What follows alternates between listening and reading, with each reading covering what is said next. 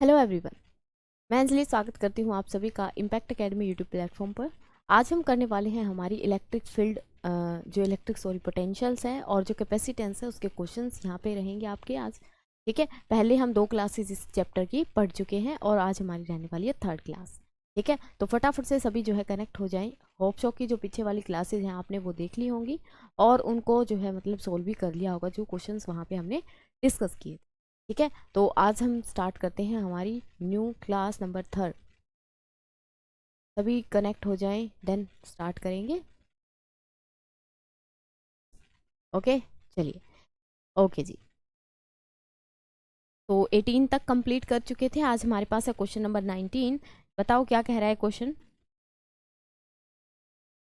Okay, when air is in a capacitor is replaced by a medium of a dielectric constant K, the capacity is। देखो यहाँ पे ये क्या कह रहा है कि हमारे पास पहले देखो, पहली बात तो ये है कि कैपेसिटर क्या होता है। उससे पहले तो हम डिस्कस करेंगे कि कैपेसिटर क्या है। ठीक है, अगर बात करते हैं कैपेसिटर की, तो कैपेसिटर होता क्या है मेरे पास। कैपेसिटर को हम बताएंगे, capacitor is a charge storing device. ठीक है, ये क्या है, एक चार्ज स्टोरिंग डिवाइस है। चार्ज स्टोरिंग, चार्ज को क्या करता है, स्टोर करता है, डिवाइस है। ठीक है, अच्छा होता क्या इसके अंदर, यहाँ पे इस तरीके से दो, अगर हम पैरेलल प्लेट कैपेसिटर की बात करते हैं तो 2 प्लेट्स होती हैं। यहाँ पे इस पे एक टाइप का चार्ज रहेगा, दूसरी वाली पे दूसरी टाइप का, यानी कि डिफरेंट टाइप का अनलाइक चार्जेस होते हैं दोनों के दोनों। और यहाँ पे बीच में ये जो स्पेस है, यहाँ पे क्या किया जाता है, स्मॉल स्पेस के अंदर बहुत ज़्यादा चार्ज स्टोर करना एक डिवाइस की कैपेसिटी क्या डिफाइन करती है, उसकी कैपेसिटेंस को डिफाइन करती है। और उसी डिवाइस को हम क्या बोलते हैं, यहाँ पे कैपेसिटर बोलते हैं।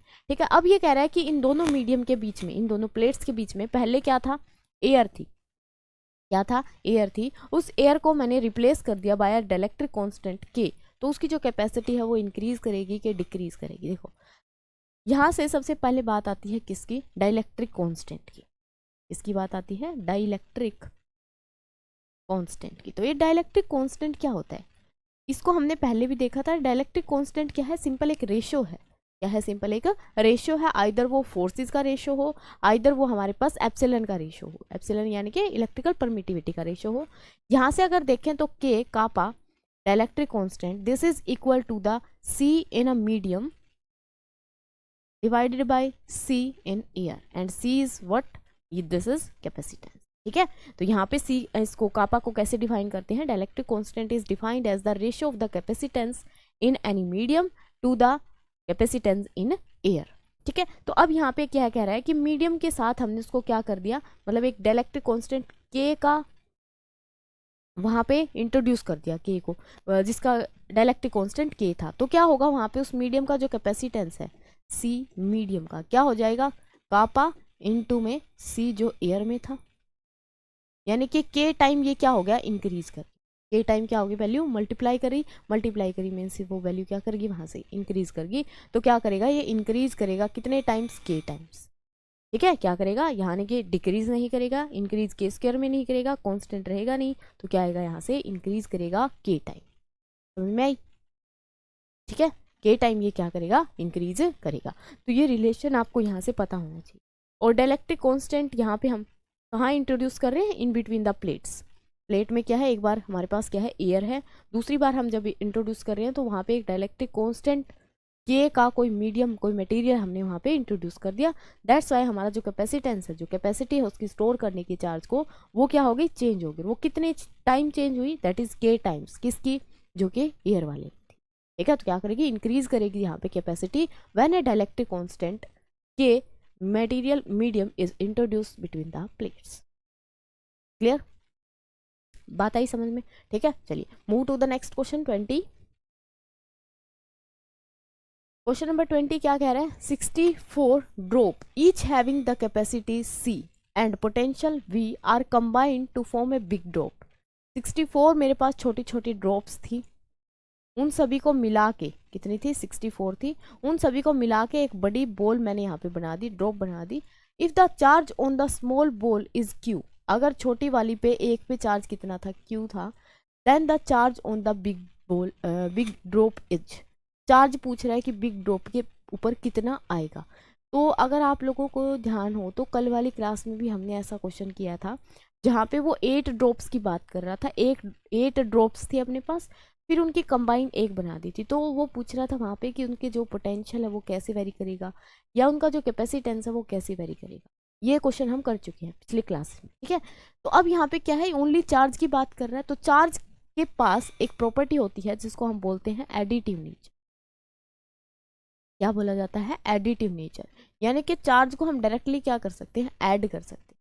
तो बड़ी बॉल जो बनाएंगे इस पे जो टोटल चार्ज क्यू आएगा वो क्या आएगा, sum of all the charges, and all the charges are कितने हैं, वो हमारे पास 64 है। दैट इज क्यू जो आएगा किसके ऊपर, बिग ड्रॉप के ऊपर, that is 64 times the Q on the small ball, right. कोई दिक्कत ही नहीं थी इसमें तो, ठीक है। ये हमें ये पता होना चाहिए कि चार्ज जो है एक एडिटिव प्रॉपर्टी रखता है और वो सिंपली ऐड कर सकते हैं। दैट्स वाई स्केलर नेचर भी हम कह सकते हैं कि चार्ज के पास होता है, ठीक है। तो यहाँ पे क्या आ जाएगा, 64 टाइम्स ऑफ क्यू। इजी था क्वेश्चन, बहुत ही, है ना। क्वेश्चन क्या है, बहुत ही इजी है यहाँ से, ठीक है जी। चलिए move to the next question. Question number 21, can a metal be used as a medium for dielectric. ये कह रहा है कि मेटल क्या डाइलेक्ट्रिक की जगह पे यूज की जा सकती है। तो यहाँ से पहले मेरे को ये बताओ कि डाइलेक्ट्रिक्स क्या होती है। ये जो वर्ड है डाइलेक्ट्रिक, ये किसके लिए आता है, डाइलेक्ट्रिक कांस्टेंट हमने पढ़ा, ठीक है। ये डाइलेक्ट्रिक्स है क्या, बताइए, डाइलेक्ट्रिक्स क्या होती है। डाइलेक्ट्रिक की अगर बात करते हैं तो डाइलेक्ट्रिक्स आर जस्ट इंसुलेटर।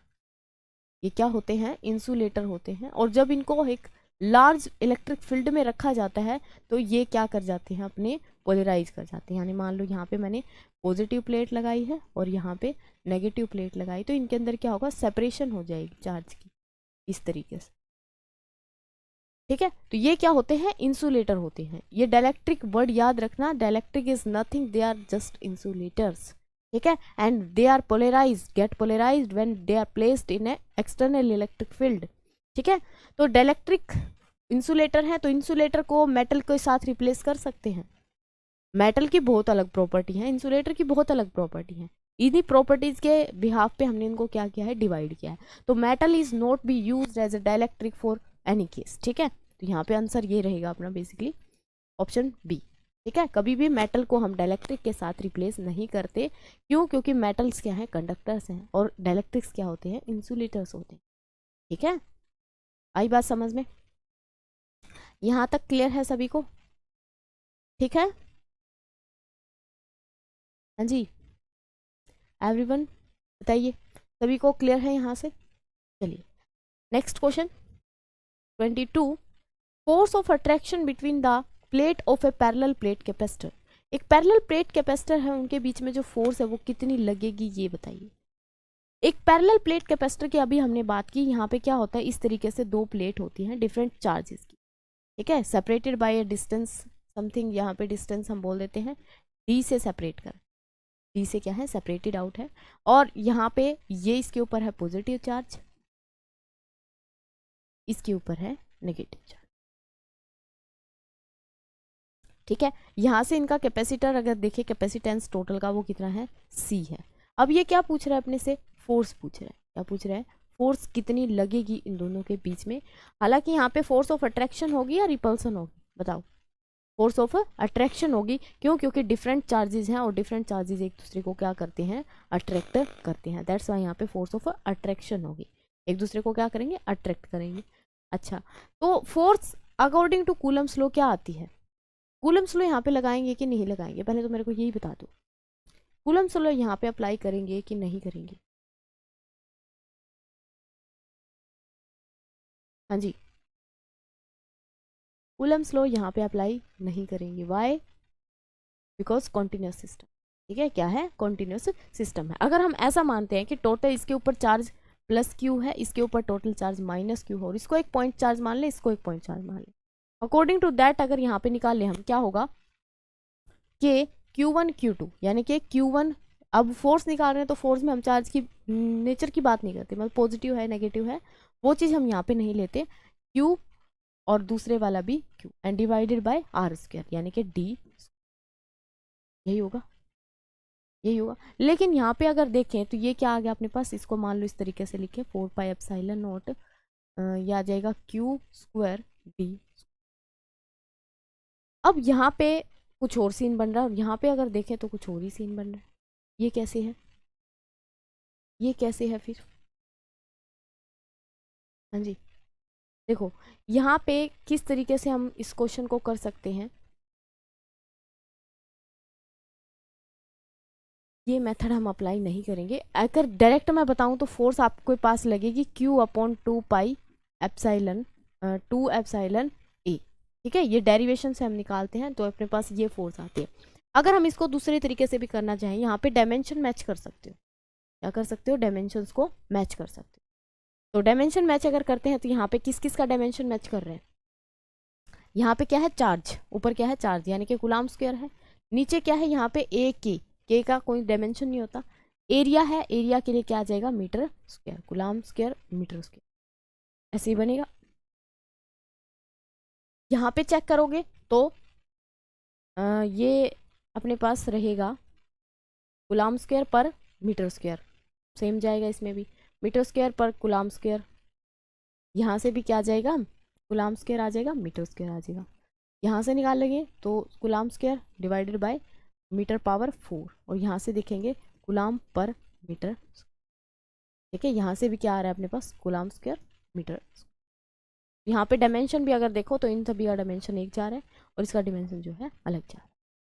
समझ आ गई? ठीक है, तो डायमेंशन से भी हम कर सकते हैं। इसका जो ऑप्शन है आपका सी जो है करेक्ट रहेगा कि दोनों प्लेट के बीच में जो फोर्स ऑफ अट्रैक्शन है वो कितनी लगती है? Q by 2 epsilon naught A. ठीक है, ए क्या है? एरिया ऑफ द प्लेट्स है, एप्सिलॉन नॉट क्या है? इलेक्ट्रिकल परमिटिविटी है, and Q is the charge. ठीक है, ये डेरिवेशन से हम निकालते हैं एक्सप्रेशन में, तो डायरेक्टली भी आप इसको यहाँ पे ले सकते हो। ठीक है, चलिए question number 23। An identical spherical ropes charged to the same potential V are combined to form a big drop. The potential of the new drop will be। क्या करना है अपने को? एन आइडेंटिकल ड्रॉप थी मेरे पास, एन क्या है? Identical, ये आया था क्वेश्चन। एन क्या है? आइडेंटिकल ड्रॉप्स है मेरे पास, सेम सेम है। Drops charge to a same potential, इनके ऊपर पोटेंशियल सेम है, मतलब वी है पोटेंशियल इनके पास। आर कंबाइन टू फॉर्म, ये दोनों, ये सभी सारी सारी हमने क्या कर दी? कंबाइन कर दी। तो हमें बताना है इन न्यू ड्रॉप्स के ऊपर जो है पोटेंशियल कितना आएगा, न्यू ड्रॉप्स के ऊपर पोटेंशियल कितना आएगा। ठीक है, यानी कि हमें वी और एन की टर्म्स में बताना है, वी और एन की टर्म्स में। अच्छा जी, फर्स्टली तो यहाँ पे हम कहेंगे कि जो चार्ज था एक पे हम मान लेते हैं यहाँ पे small Q charge, small Q charge है, और जो बिग ड्रॉप है अपने पास इस पे टोटल चार्ज मान लेते हैं क्यू। तो एडिटिव नेचर ऑफ चार्ज अभी हमने जस्ट डिस्कस किया था कि जो टोटल चार्ज आएगा वो क्या हो जाएगा? सभी का ऐड हो जाएगा। कितनी बॉल है हमारे पास? एन है, एक पे चार्ज कितना है? क्यू है, तो टोटल चार्ज मेरे पास इस बड़ी वाली बॉल पे कितना आ जाएगा? N Q. क्या आ जाएगा? N Q. दूसरा यहाँ पे एक और चीज हम देखें तो इनकी वॉल्यूम और इसकी वॉल्यूम क्या होगी? दोनों बराबर होंगी, दोनों क्या होंगी? बराबर होंगी। तो देखिए यहाँ से क्या बनेगा? Volume of small drops is equal to volume of big drop. अच्छा, यहाँ पे वॉल्यूम अगर स्मॉल बॉल की लिखेंगे तो एक की वॉल्यूम कितनी है? 4/3 pi are cube. If we take the R is the smaller drop radius, R क्या है? स्मॉलर ड्रॉप्स की रेडियस है। ठीक है, कितनी है ये अपने पास? टोटल एन है, तो एन से मल्टीप्लाई करेंगे और इन एन की वॉल्यूम इस पूरे बड़े वाले के इक्वल आएगी, that is 4/3 pi are cube.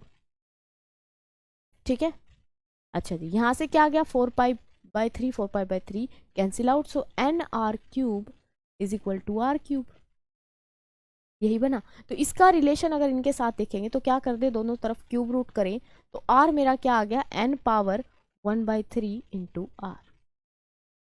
आया या नहीं आया? ठीक है, ये रिलेशन आ गया सभी का, यहाँ तक का रिलेशन आ गया सभी का। ठीक है, अच्छा अब क्या करना था अपने को? पोटेंशियल बताना था। क्या बताना था? पोटेंशियल बताना था।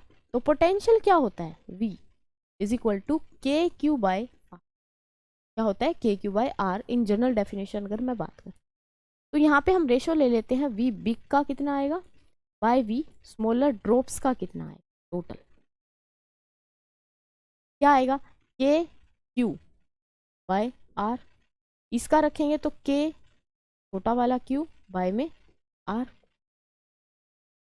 यही बनेगा। ठीक है, यहाँ से के से जो है के कैंसिल आउट हो गया, एक टर्म में लेके आना अपने को, यानी कि इसको चाहे इसमें कर लो चाहे इसको इसमें कर लो, तो एक में आना चाहिए एक्सप्रेशन। क्यू की जगह पे पुट कर देते हैं, क्यू की जगह पे क्या आएगा एन क्यू, क्यू की जगह पे क्या बनेगा एन क्यू, ये बनेगा एन क्यू स्मॉल वाला डिवाइडेड बाय आर की जगह पे क्या रख देंगे एन पावर 1/3 इंटू आर। ठीक है, 1/3 into r divided by Q by r से आर कैंसिल, क्यू से क्यू कैंसिल, तो what is here we will get, ये ऊपर है एन नीचे है एन पावर 1/3, यही है। ठीक है, तो इसको ऊपर लेके जाएंगे तो क्या होगा 1 माइनस 1/3, क्या होगा ये 1 minus n power 1 minus 1/3, power add हो जाएंगी, ये ऊपर जाएगा तो माइनस का होगा, ऊपर एक प्लस की पावर है, तो बनेगा कितना अपने पास एन पावर 3 एलसीएम ले लेंगे, ये बच जाएगा 2/, कितना आ जाएगा 2/3। ये किसका आया है v big by v small का रेशियो आया है, क्या आया है रेशियो आया है। अब वी स्मॉलर वाले का कितना दे रखा था उसने पोटेंशियल, ये दे रखा था वी, कितना दे रखा था वी, वी बिग वाले का कितना आ जाएगा फिर v multiply by 2 n power 2/3, v multiply by n power 2/3, that is your option D will be the correct option. D आपका क्या रहेगा करेक्ट ऑप्शन रहेगा, समझ में आया। ठीक है, चलिए नोट करिए क्वेश्चन को, फटाफट से नोट करेंगे सभी क्वेश्चन को।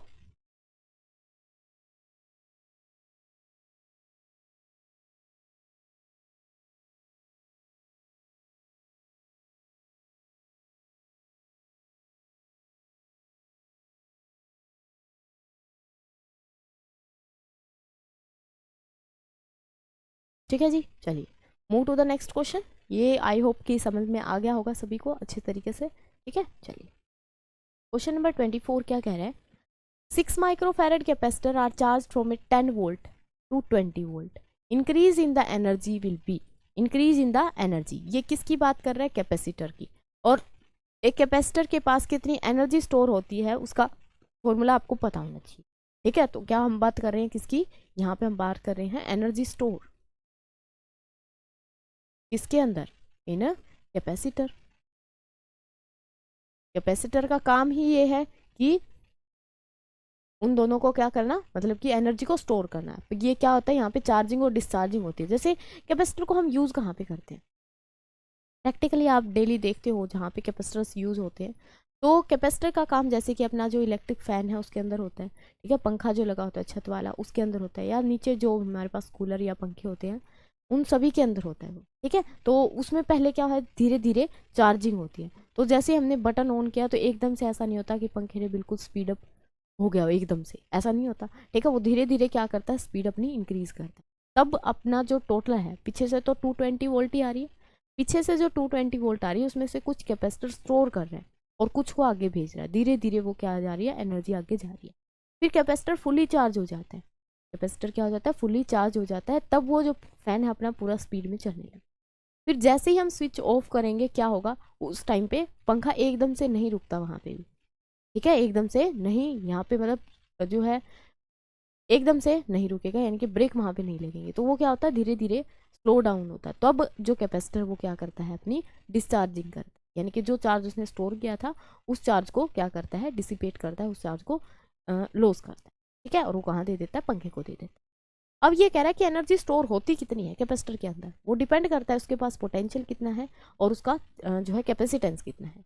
तो एनर्जी जो आती है इसका एक फॉर्मूला होता है अपने पास half of C V square, क्या होता है half of C V square. ठीक है, अब यहाँ पे क्या पूछ रहे हैं 6 माइक्रोफैरड का कैपेसिटर है, एक बार हमने 10 वोल्ट पे रखा फिर हमने 20 वोल्ट पे रखा, तो वोल्टेज के ऊपर डिपेंड कर रही है एनर्जी, बिल्कुल कर रही है।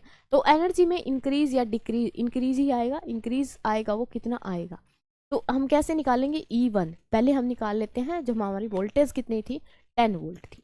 ठीक है, वोल्टेज कितनी थी 10 वोल्ट थी, तो एनर्जी कितनी आएगी half of C, C is what capacitance, and capacitance is given by 6 microfarad, क्या आ जाएगा 6 माइक्रोफैरड, ठीक है, इनटू में क्या आ जाएगा 10 और टोटल का स्क्वायर, तो 1/2 ये हो जाएगा 1/3 लिख देते हैं इसको, ठीक है, ये यहाँ से काटेंगे तो 3 माइक्रोफैरड और इनटू में 10 पावर 2, ठीक है, 3 microfarad into 10 power 2 volt.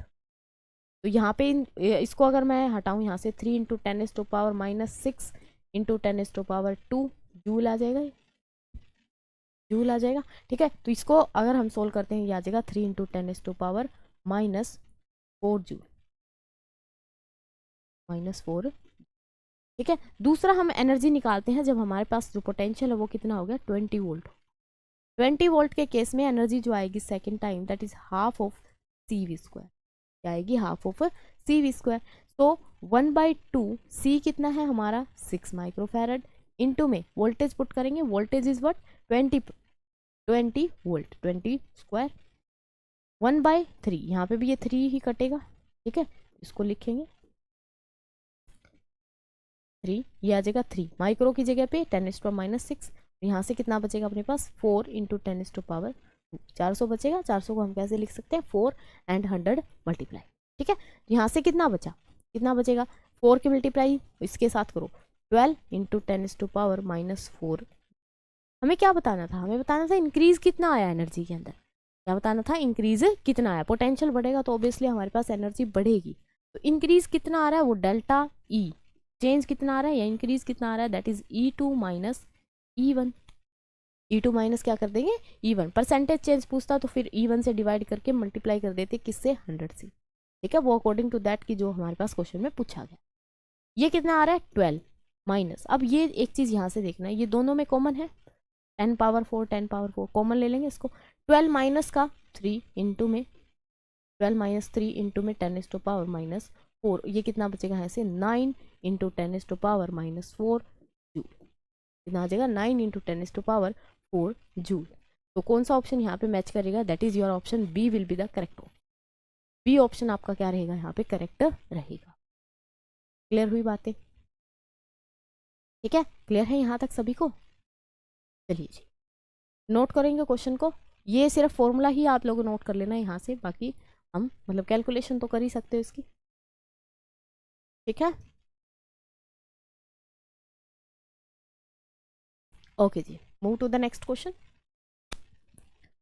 Question number 25, a parallel plate capacitor of a capacitance of 1 farad would have to plate area of about, एक पैरेलल प्लेट कैपेसिटर है जिसका कैपेसिटेंस 1 फैरड है, कितना है 1 farad, and farad is the unit, ऐसा unit for measuring the capacitance, would have the plate area, हमें क्या बताना है एरिया बताना है। तो यहाँ पे बेसिकली आपको रिमाइंड करना होगा यहाँ पे फॉर्मूला ऑफ कैपेसिटेंस, ये कैपेसिटेंस किसके बराबर होता है C that is equal to A into epsilon naught by D, क्या होता है हमारे पास formula A epsilon naught by D, D is the, D क्या है वहाँ पे सेपरेशन डिस्टेंस, ठीक है, भी जो दो प्लेटेड है वहां पे दोनों किस डिस्टेंस से सेपरेट है वो है ए, क्या है area of plate,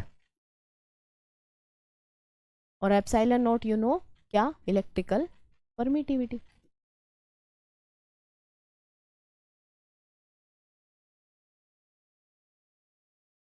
electrical permittivity, ठीक है। अब यहाँ से अगर देखें तो हमें क्या पूछ रहा है, ये पूछ रहा है कि parallel plate capacitor of a capacitance 1 farad would have to the plate area, क्या पूछ रहा है प्लेट का एरिया पूछ रहा है। एरिया निकालने के लिए हम क्या करेंगे, यहाँ से एरिया किसके इक्वल आएगा, एरिया आ जाएगा मेरे पास A C into D by epsilon, आ जाएगा C into D by epsilon naught. अच्छा जी यहाँ पे अब हमारे पास डी की वैल्यू नहीं गिवन है, डी की वैल्यू है parallel plate capacitor of a capacitance of 1 farad would have the plate area of about, यहाँ पे डी भी गिवन होना चाहिए भी, ठीक है, यहाँ पे डी मान लेते हैं 1 mm अगर है, कितना है 1 mm यानी कि 1 मिलीमीटर अगर है तो बताओ कितना आएगा एरिया, सी कितना है 1 फैरड इंटू में 1 mm, डी की वैल्यू एप्सिलॉन नोट किसके लिए एयर के लिए 8.85 इंटू 10⁻⁻12, राइट, यहाँ पे वैल्यू खोल दो, मतलब ये जो है SI में कन्वर्ट करेंगे इसको 1 farad into 10⁻³ divide by 8.85 into 10⁻⁻, यही होगा।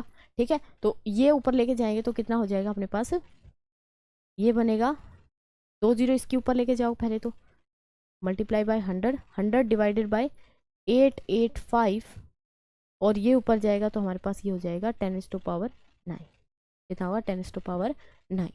क्लियर। अब यहाँ से देखें तो ये वैल्यू क्या है मेरे पास, बहुत ही मतलब डिफरेंशिएट कर रही है यहाँ से, तो कैसे सोल्व करेंगे, अप्रोक्सीमेटली इसको 800 के आसपास मान लेते हैं।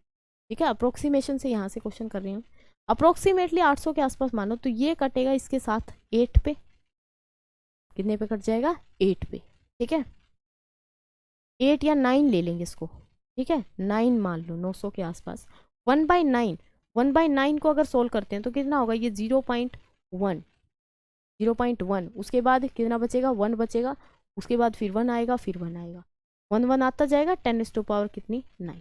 तो ये 1 1 कभी ख़त्म नहीं होगा, 1 1 कभी भी ख़त्म नहीं होगा। तो इस तरीके से इसको साथ अगर इसको मर्ज करते हैं तो कितना आ जाएगा यहाँ से 111, 3 पावर काटेंगे 10⁻6, कितना आ जाएगा 111 10⁻6।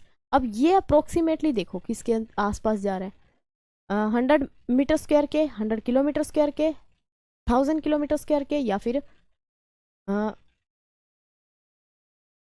1 मीटर स्क्वायर के। यहाँ पे अपने पास यूनिट चल रही है metre square, already this is metre square. तो यहाँ से ये कुछ ऐसा लग रहा है कि ये तो आसपास गया 100 की, ये अप्रोक्सीमेटली निकाला है हमने आंसर, याद ध्यान रखना है, एग्जैक्ट कैलकुलेशन नहीं की यहाँ पे। ठीक है, और ये क्या है, इसको कैसे लिख सकते हैं, 1 मीटर में कितने किलोमीटर होते हैं 1000, तो यहाँ पे क्या है 1000 के 2 सेट है, तो ये क्या आ जाएगा किलोमीटर स्क्वायर, क्या आ जाएगा किलोमीटर स्क्वायर। तो यहाँ से ऑप्शन सी आपका क्या रहेगा, करेक्ट ऑप्शन रहेगा। ठीक है, ऑप्शन सी आपका क्या रहेगा, करेक्ट रहेगा। क्लियर, क्लियर है यहाँ तक। ठीक है, चलिए move to the next question. Question number 26, energy stored in a capacitor and dissipated during the charging a capacitor wear a ratio. अच्छा, capacitor have a ratio, energy stored in a capacitor and energy dissipated during the charging, during the discharging।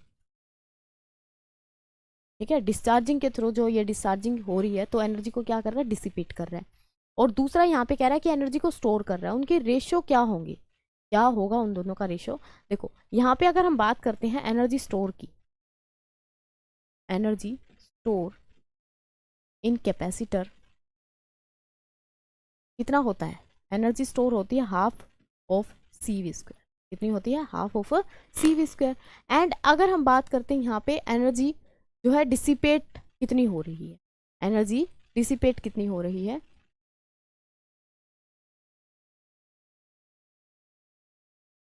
Dissipation कैसे निकालेंगे, हमने जो supply की है और इसने जो स्टोर की है ऐसे ही निकालेंगे।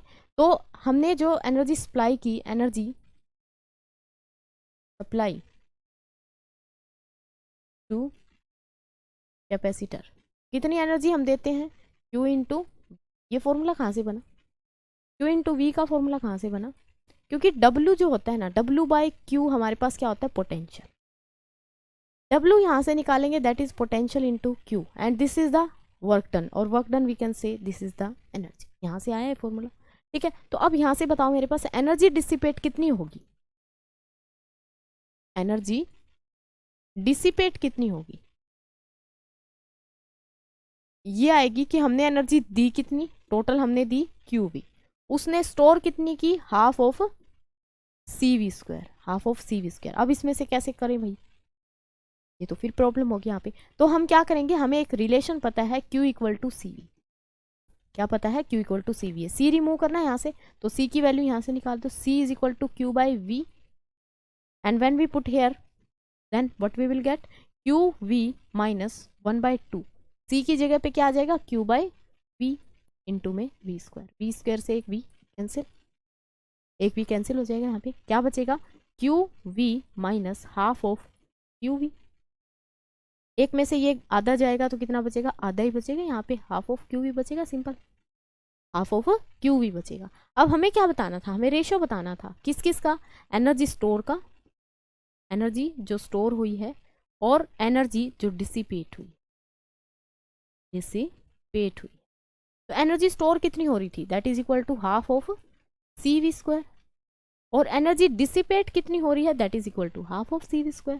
कितनी डिसिपेट हो रही है यहाँ से energy, half of C V square, ठीक है। हाफ सी वी स्क्वायर से half C V square totally cancel, that is equal to 1:1। कितना बचेगा यहाँ से, इन दोनों का रेशियो क्या आ जाएगा, 1:1। कितना आ जाएगा, 1:1, that is your option A will be the correct. A आपका क्या रहेगा यहाँ पे, करेक्ट ऑप्शन रहेगा।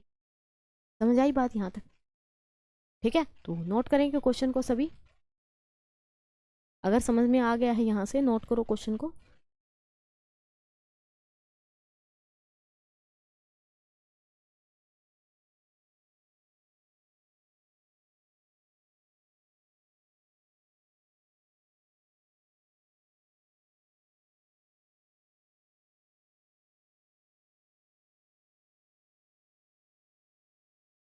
ठीक है, चलिए। तो होप्स हो कि ये जो है क्वेश्चन आज जो हमने डिस्कस किए हैं ये आप लोगों को अच्छे से क्लियर हो गए होंगे, ठीक है। तो इनकी प्रैक्टिस जो है करते रहें अपना साथ साथ, और आपको कोई सोर्स मिल रहा है जहाँ से आप प्रैक्टिस कर सकते हो, जैसे कि जो फाउंडेशन वाले बच्चे हैं बेसिकली वो प्रदीप की या दिनेश की जो है बुक है उनमें से कर सकते हैं, या HC वर्मा की जो बुक है उसमें से प्रैक्टिस कर सकते हैं, ठीक है। कोई भी अगर डाउट है आप लोगों का तो कमेंट बॉक्स में आप डाउट पूछ सकते हैं, ठीक है। Thank you so much for watching the video, मिलते हैं नेक्स्ट क्लास में।